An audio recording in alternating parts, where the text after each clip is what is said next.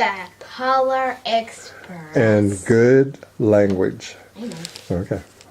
On Christmas Eve, many years ago, I lay quietly in my bed. I did not rustle the sheets. I breathed slowly and silently. I was listening for a sound a friend had told me I'd never hear. The ringing bells of Santa's sleigh. There's no Santa. There is no Santa, my friend had insisted, but I knew he was wrong. Late that night, I did hear sounds, though not of ringing bells.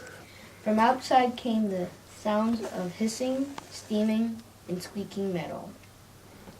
I looked through my window and I saw a train standing perfectly still in front of my house. It was wrapped in an apron of steam. Snowflakes fell lightly around it. A conductor stood at the open door of one of the cars. He took a large pocket watch from his vest, then looked up my window. I put on my slippers and robe. I tiptoed downstairs and out the door. All aboard! The conductor cried out. I ran up to him.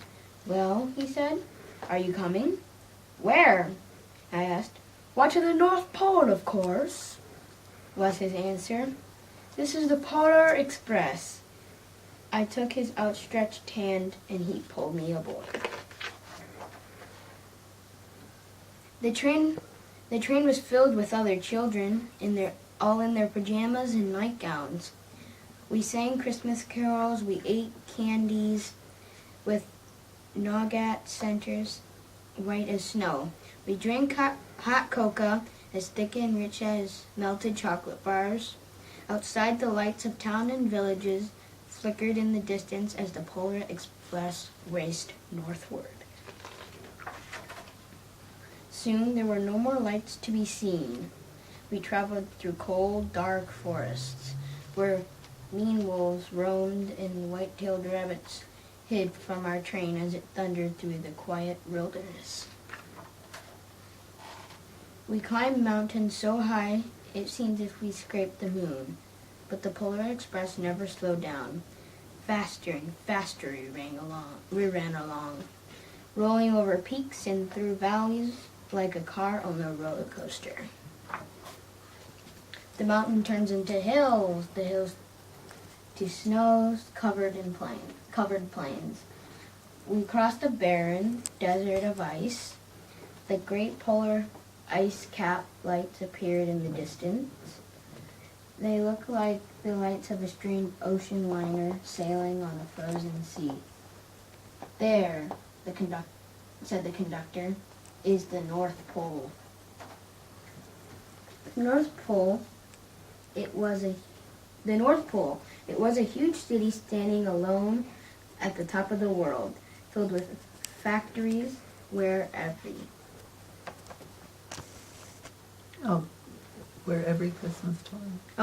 Christmas toy was made. At first we saw no elves. They're gathering at the center of the city, the conductor told us. That is where Santa will give the first gift of Christmas. Who receives the first gift? We all asked. The conductor answered, he will choose one of you. Look, shouted one of the children, the elves!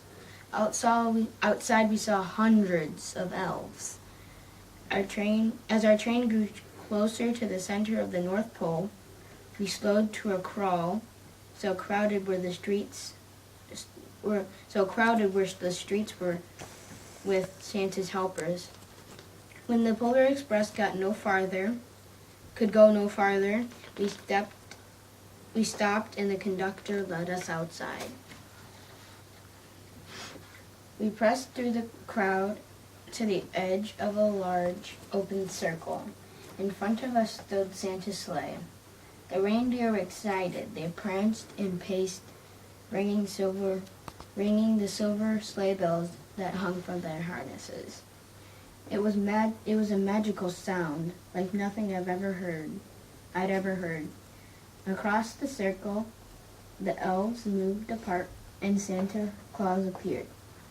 The elves cheered wildly. He marched over to us and, pointing at me, he said, "Let's have this fellow here." He jumped into his sleigh and the conductor handed me up. I sat on Santa's knee and he asked, "Now, what would you like for Christmas?" I knew I could have any gift I could imagine, but the thing I wanted most for Christmas was not inside Santa's giant bag. What I wanted more than anything was one silver bell from Santa's sleigh.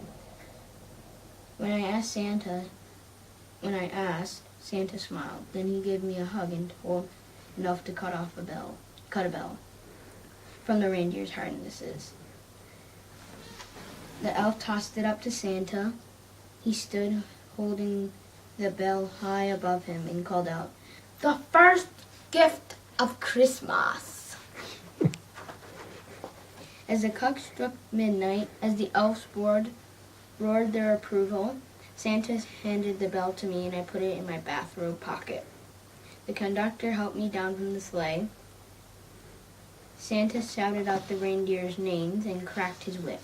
His team charged forward and climbed into the air. Santa circled once above us and then disappeared in the dark, cold, polar sky.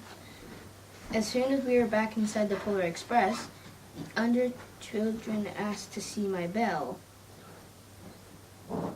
I reached into my pocket, but the only thing I felt was a hole. I'd lost a silver bell from Santa's sleigh. Let's hurry outside and look for it," one of the children said. But the train gave a sudden lurch and started moving. We were on our way home. It broke my heart to lose the bell. When the train reached my house, I sadly left the other children. I stood at my doorway and waved goodbye. The conductor said something from the moving train, but I couldn't hear him. "What?" I yelled out. He cupped his hands around his mouth. "Merry Christmas!" he shouted. The Polar Express let out a loud blast from its whistle and sped away. On Christmas morning, my little sister Sarah and I opened our presents. When it looked like everything had been unwrapped, Sarah found one last small box behind the tree. It had my name on it. Inside was the silver bell. There was a note. "Found this on the seat of my sleigh. Fix that hole in your pocket. Signed, Mr. Claus." I shook the bell. It made the most beautiful noise my sister and I have ever heard. But my mother said, "Oh, that's too bad." "Yes," said my father, "it's broken." When I had shaken the bell, my parents had not heard a sound. At one time, most of my friends could hear the bell, but as years passed, it all felt silent for all of them. Even Sarah found one Christmas that she could no longer hear its sweet sound. Though I've grown old, the bell strings rings for me, and all for who truly believe. That was Good. beautiful. That was real good. Okay, I'm done. Nice job, sweetheart. Good job. What kind of accent did Santa have? Was that like a North Pole accent? No, I just made that up. Okay.